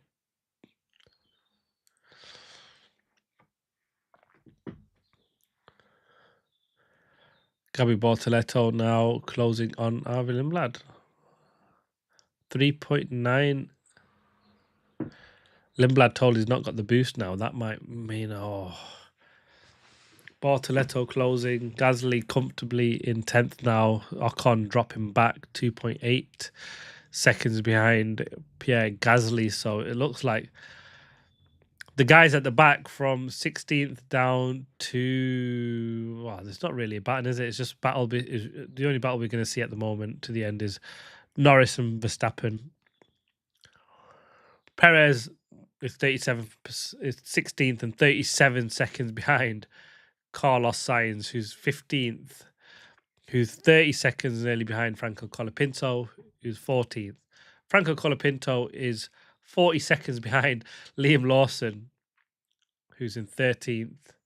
Liam Lawson is within a second of Alex Albon, so that's one battle we might see for 12th and 13th place. Ocon now dropping back. He's 4 seconds behind Pierre Gasly. Pierre Gasly is 15 seconds behind Gabby Bortoletto. Bortoletto 4 seconds to Arvin Lindblad. Lindblad, though, has been told he's not got no battery, or boost or mode until to the end of the race. It's 6 laps, so that could cause him some sweat if there's something in the back of that Audi. It doesn't look like it. The gap's gone up to 5 seconds now, so not a great lap from Gabby Bortoletto. Ollie Berman, 21 seconds behind Max Verstappen.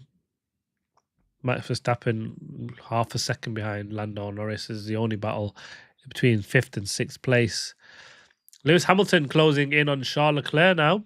2.9 seconds to Charles Leclerc.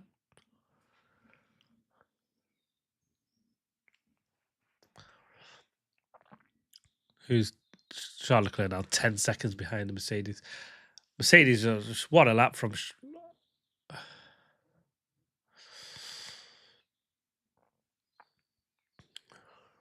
Is a podium on for Lewis Hamilton? Will he be allowed to fight his teammate?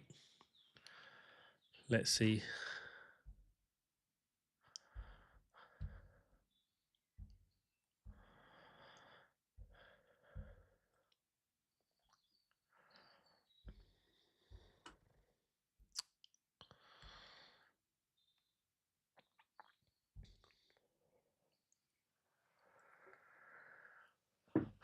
Five laps to go. Will Lewis Hamilton close and be allowed to fight Charles Leclerc, who's now back to 3 seconds? So Not much in it. And Kimi Antonelli just done a 22.5, half a second faster than the Ferraris, half a second faster than his teammate. He's now 4.5 seconds behind George Russell. Is he mounting a late charge out of nowhere on his teammate? More experienced teammate at that? That'd be pretty incredible if that. I can't see it happening, but it's never say never.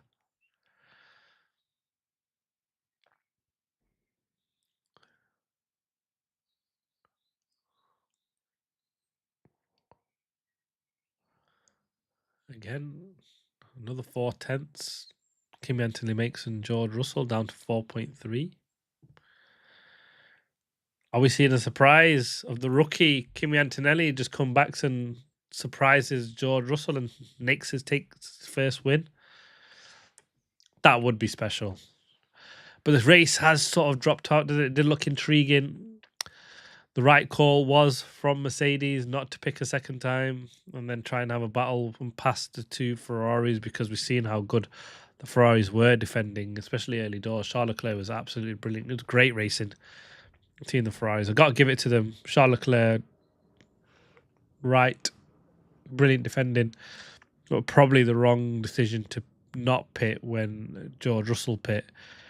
Because had he pit even just a lap later, he would have come out exactly ahead of him on the same tyres, same strategy. So then we would have had to see George Russell make the move on Charles Leclerc for the victory, but we kind of never had that, did we? They went for the strategic option, and although their race pace has been good, the Mercedes just seems to have still a little bit on them, because even now they've got 13 laps fresher tyres and they're doing same lap times as the Ferraris.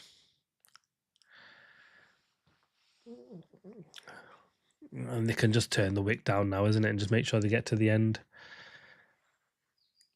Lando Norris has done well to hold off the charge of Max Verstappen.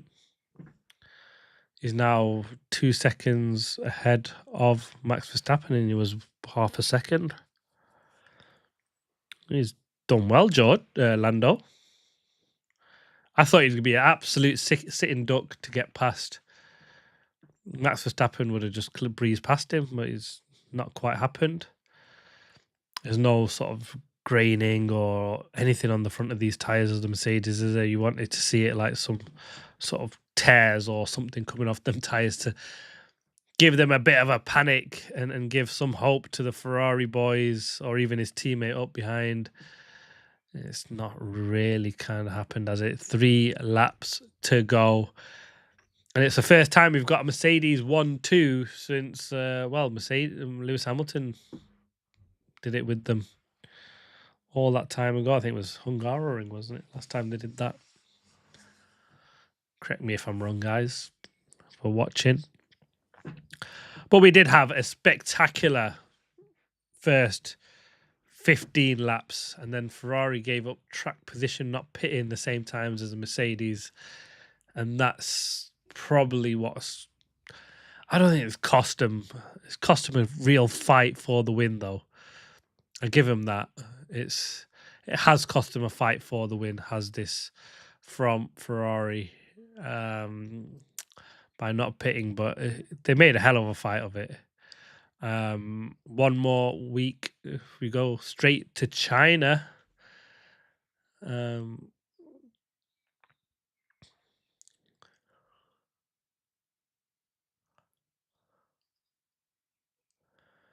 Head to China, 1 week to go.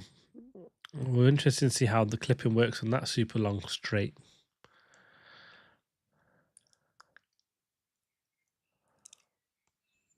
Lewis Hamilton now 1.5 seconds behind Charles Leclerc with a lap and a half to go. Is he getting himself in with a fight? 4/10. He took out a Charles Leclerc. Did Lewis Hamilton? Is he going to do a sneak attack with 2 laps to go on his teammate and take a podium, his first podium for Ferrari? Obviously, he got that sprint win last season, but I'm talking about Grand Prix podiums.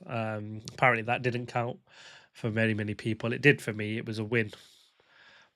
Lewis Hamilton won on debut for Ferrari. last time out in China. Could they do a repeat and surprise everybody next time out? Their race pace has actually been pretty solid. I got to give it to them. They're only 11 seconds behind, and actually that is probably what Mercedes gained with that cheap pit stop under the VSC. The Ferrari didn't pit under the VSC; they pit in normal conditions, and that's a 20-odd second pit stop. And the two Mercedes never lost that, which was hats off to them. They've done it. Lewis Hamilton now 1.3 behind Charles Leclerc.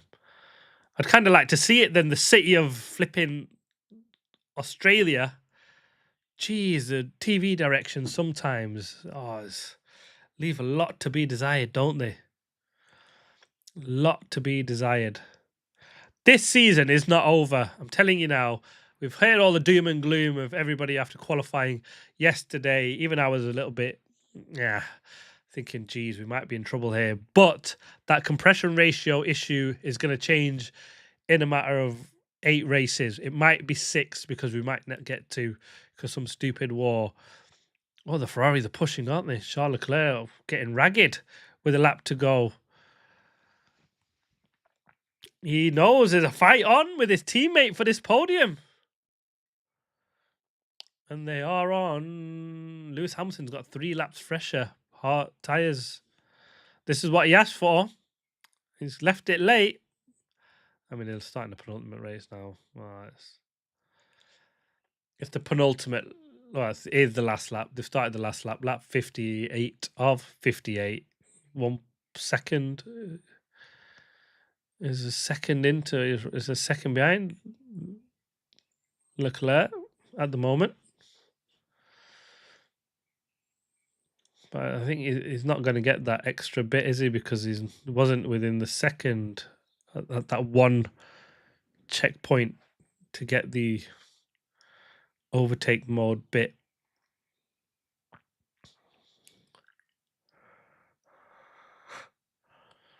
Six-tenths now.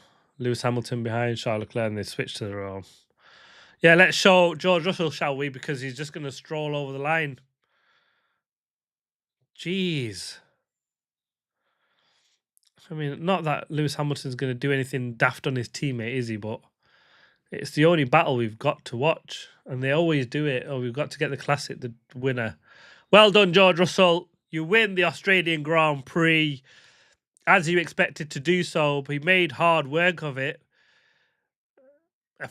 Mercedes 1-2. Kimi Antonelli comes back and takes second place. A strategic race in the end. It was won on strategy. Obviously, the race pace, pure race pace, helped them as well. It's Charles Leclerc third, Lewis Hamilton fourth, 0.6 behind his teammate in the end. Lando Norris is going to hold on and beat Max Verstappen. It didn't look like that was possible with 10 laps to go. I got to tell you, because Max Verstappen was flying, and Lando Norris really well to hold on to that 5th place. Fantastic job from him. Max Verstappen from 20th to 6th place. Fastest lap of the race as well. There's no points for that anymore. Ollie Berman, 7th place finish for him. Arvin Lindblad on debut, P8. He's got to be mega happy with that. I think it's an absolutely incredible job. He was feisty early door. He was quick. He was way up. He was up into 4th place at one stage. Or 3rd, was it even? It was a great start from Arvin Lindblad. You can be really, really happy with his debut race. He's been right in there with a car that probably didn't deserve to be in there, and it was never going to stay in there when you've got these 2 Mercedes flying, and the 2 Ferraris actually do look very good in race pace, so they've given us some promise.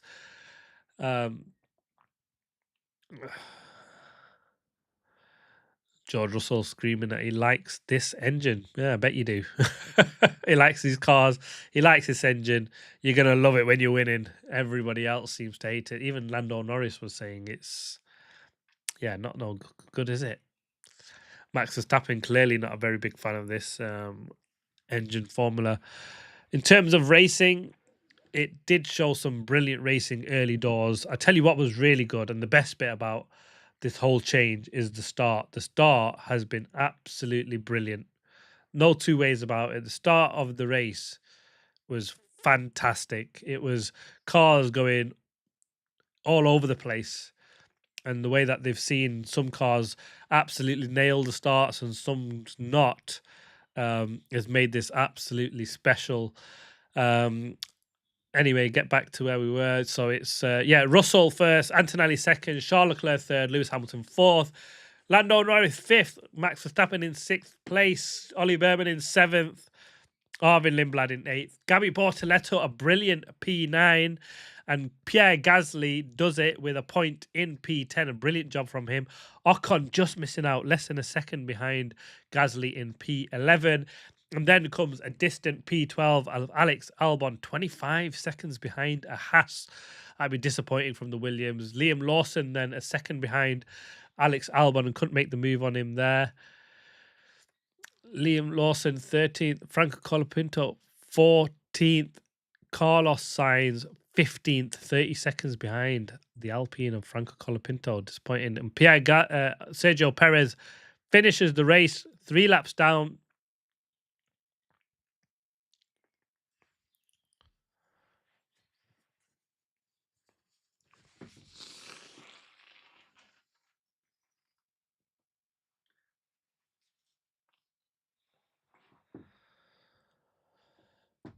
Mercedes 1-2 the first time since Lewis Hamilton, and that is the end of the race, guys. With Toto Wolff and obviously George Russell bigging each other up. Well deserved, and it's not just the car, it's the driver. Blah blah. Kimi Antonelli finished 3 seconds behind George Russell. Promising from Kimi Antonelli on the same tyres. He was closing George Russell. I don't know if Russell just being extra careful, but good from Antonelli. And for fans, we need Antonelli to rise up like we've seen Oscar Piastri, who made a fight of it with his teammate Lando Norris last season for most of the season. And that'll keep us going and into team battle like we've seen with Russell and Rosberg and Lewis Hamilton all them years ago. 2016. 10 years ago. Can we get a repeat 10 years later of the two Mercedes guys fighting at least? I do expect it to change though. With that compression ratio, yes, they might still be ahead over 1 lap pace, but by round 8, Monaco, we might see the Ferraris right in there with a chance of beating the two Mercedes. I just can't bet against it because that's really promising from Ferrari, their race pace. Finished 15 seconds behind the race leader. And a lot of that time, you've got to say, was actually because of the cheap VSC safety car. And otherwise, the lap times between them, they were pretty matching each other. I do think the Mercedes were probably obviously holding back a little bit. They didn't need to push as hard as probably the Ferraris were pushing. But when we're going to lose the 0.3 potentially on the compression ratio, that'll be the big difference, won't it? And that'll be what we can all hold on for. But a little hopium that we've got Ferrari in the final. But the Ferrari does look good. Impressed with the Ferrari. So 2 Mercedes, 2 Ferraris. Max Verstappen will cause the Ferraris a little bit of headache because he's finished from 10th to 6th, which is actually pretty impressive from him. Haas, best of the rest. Who'd have thought that?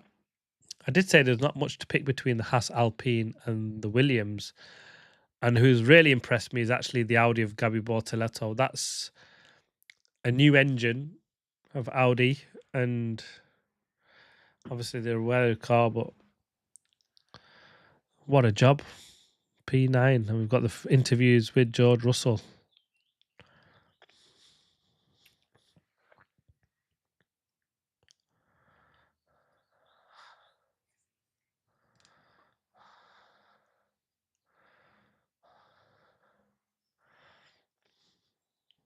George Russell admitting he had no battery at the start.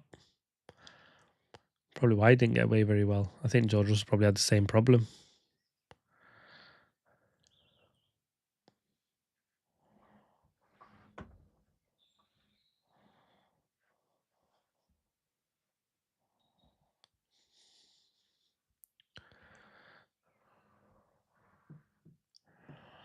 There we go. First live stream done. Thank you guys for watching along with me. Got a few viewers that sort of stuck with me. Much appreciated.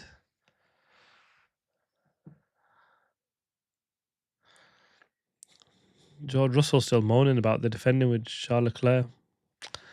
If the FIA step in and stuff like that, we're in real trouble, aren't we?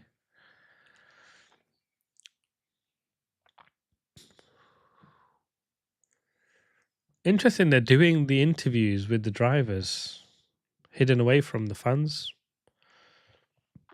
Seems like in some sort of tunnel garage. Is that a bit that's under the podium for the...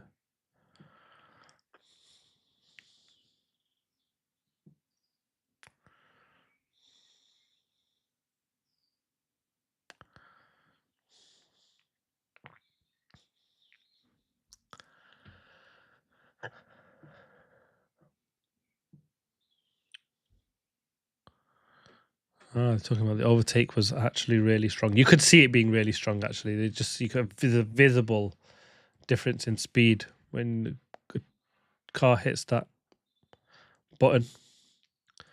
Charles Leclerc, third place. Let's see what he's got to say for himself. Charles Leclerc, tricky race.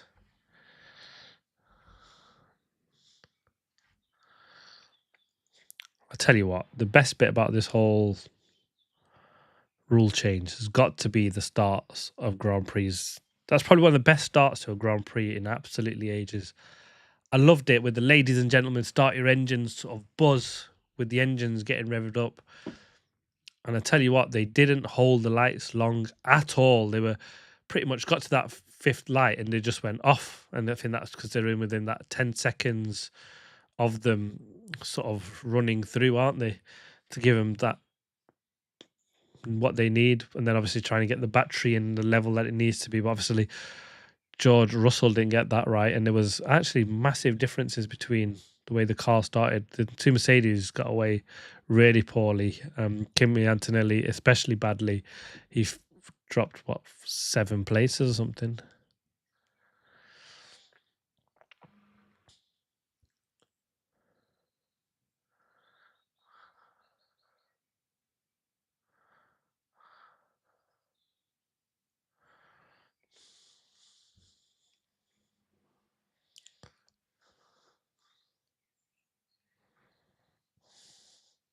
Interview's done. Charles Leclerc doesn't think he could have won even without the VSCs, but he would have been a lot closer and much happier with the race pace of that Ferrari than what we've seen with the Mercedes. Or difference from yesterday or the free practice run. So that's the first Grand Prix of the 2026 new F1 era. Is this what you want to see? Let me know your thoughts in the comments. But yeah, we've had the Australian Grand Prix and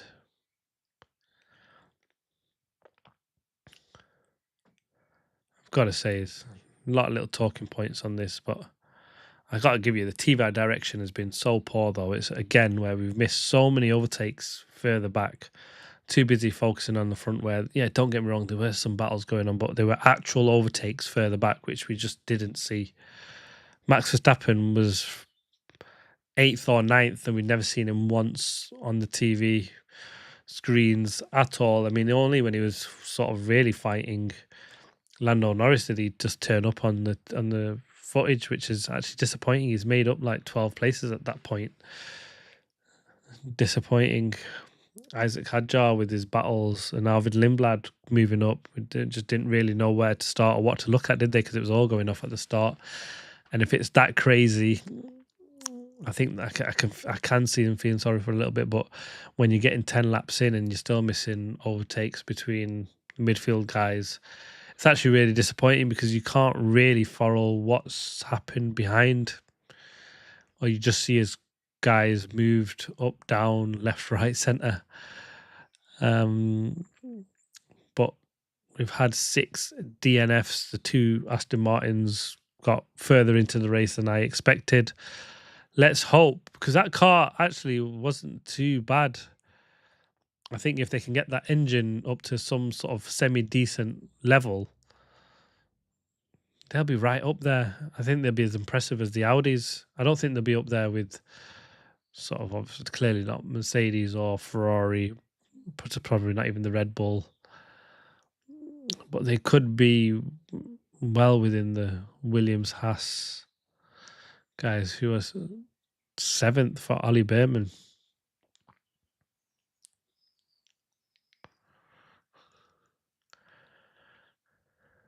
I've got the warm down room.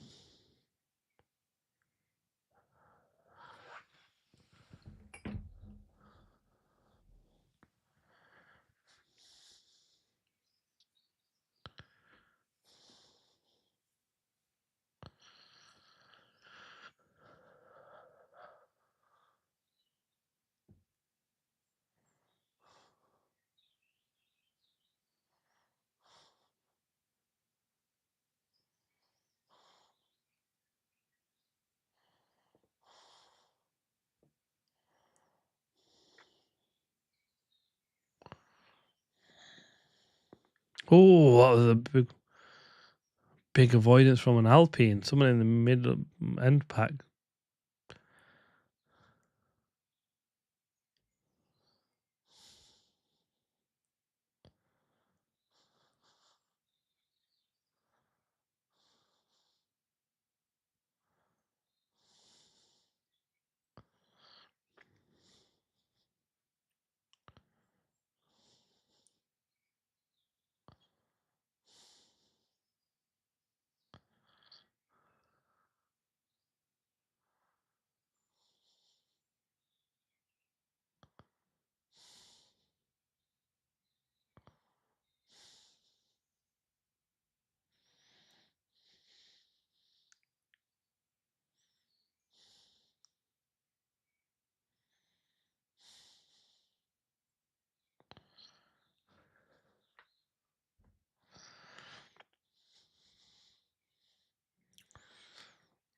George Russell thinking that the Ferraris are actually pretty quick, and actually that they did screw up Q3 in qualifying, and he doesn't think that they're far ahead as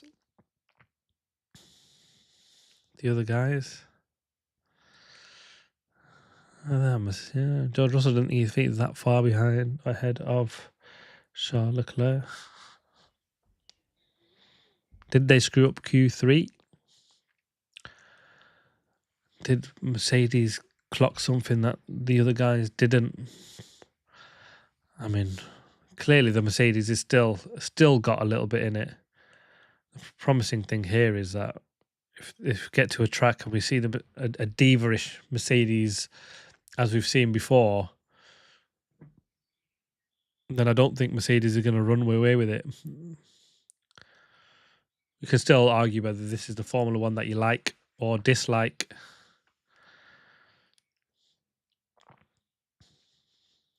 Do you want to see Formula One cars be all about the change of direction? Is what they've been for many years. It's what's so impressive about Formula One cars is when you do get a car that just is absolutely pointy on the nose and you can just flick it in at stupid speeds, where we're now getting to one of the best chicanes on the grid at Turner 9 in Australia, and they're just harvesting and slowing down 300 meters beforehand. The flip side of that is, though, when that's happening in the race and the other guy's not doing that, we're getting completely different closing speeds and weird overtakes like we've seen with George Russell and Charles Leclerc at the start of the race. It was absolutely brilliant racing. You didn't know who was doing what or how. Eventually, we did get some battery usage when we got the battle between Isaac Hadjar and Max Verstappen. So they do have that data, the broadcasters, and why they're not showing it more often. I do not know, because it really, really helped with actually what you're watching, how they're doing what they're doing, or who's not doing what they should be doing. Did they miss a trick? We kind of don't know that unless the broadcasters actually show that, and they probably need to be a little bit better at that so they can show us fans what's doing and who's doing what. When the podium celebrations are starting, or they've got the national anthems.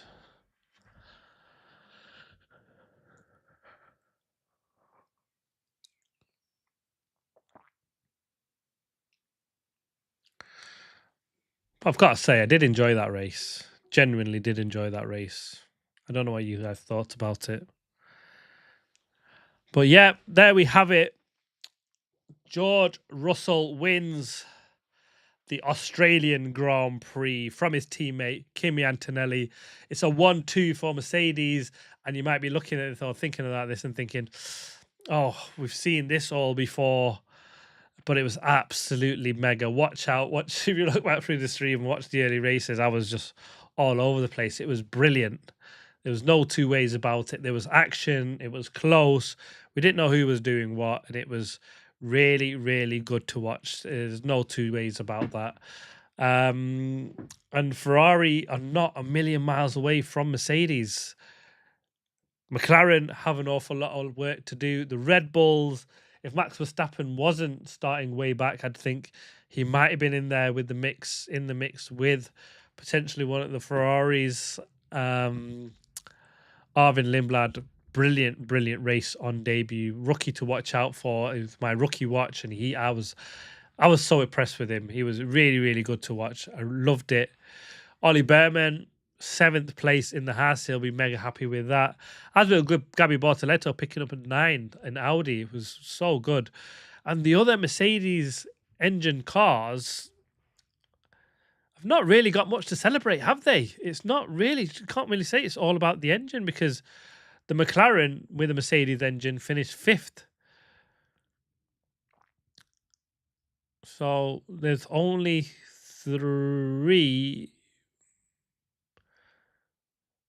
4 Mercedes engines in the top 10. We've got 3 Ferrari engines and 2 Ford Red Bull powertrain engines. And obviously Audi have got themselves in there, have beaten Pierre Gasly with obviously he's in the top 10. He's got a Mercedes engine. Esteban Ocon was only a 10th behind in a Ferrari engine on Pierre Gasly. And we've got the Williams and the Alpine, Franco Colapinto, who'll be the most disappointed Mercedes running teams, because obviously the engine is good. But is it all about the engines then? Are we looking too much into it? Because them guys, in theory, should be finishing way up if it was just a pure engine formula. So really interesting to see how that's worked out, really. The fact that we have got 4 Mercedes engines in the top 10, but we've also got 3 Ferrari engines in the top 10, and we've got 2 Fords and an Audi. So have Mercedes nailed pretty much all parts of their car? And when we see the compression ratio change, which will happen, will we see the others catch up? Which of course they will over time, and they're trying to figure out how to stay within the limits, Mercedes. And we'll see. We've said it's a storm in a teacup, Mercedes. I'm not sure it is, but there we have it. There's still hope for this championship. Mercedes will not run away with it, and that is the big takeaway for this race. It was a fantastic race. There was loads of overtaking, and that was absolutely brilliant to watch. So we'll end on a high, because it was the first 20 laps are absolutely phenomenal. Probably some of the best racing.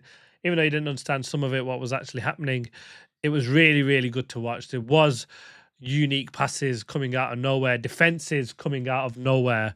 It was really, really good to watch, and that's something that hopefully we see more of, and do we see a better spectacle, because frankly towards the end of 26 the racing wasn't actually very good, was it? So yes, we might like some elements of these cars, but the racing was actually very, very good. So we'll end on a positive. Thank you very much for watching, guys. Please like, subscribe, comment. As always, please hit that like button. It'll be massively appreciated. Thanks for sticking with me for the full nearly 2 hours now of this Grand Prix. It was brilliant. I thoroughly enjoyed much of that race. And there's actually more positives than negatives in my view when it comes to the racing. And that's the final thoughts. See you next time.